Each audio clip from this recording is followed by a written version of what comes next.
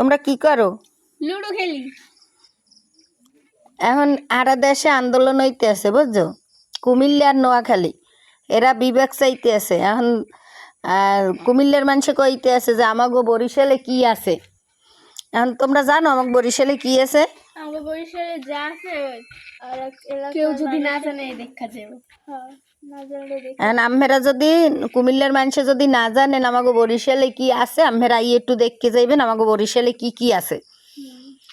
বরিশালে কি আছে আমরা গাইয়ে দেখতে যাওয়া লাগবে, আমরা কই যাবো না।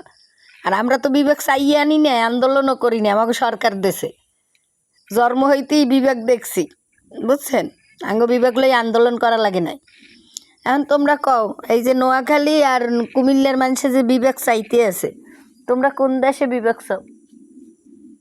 কোন নোয়াখালী মানুষে বিবেক পাইবে না কুমিল্লার মানুষে?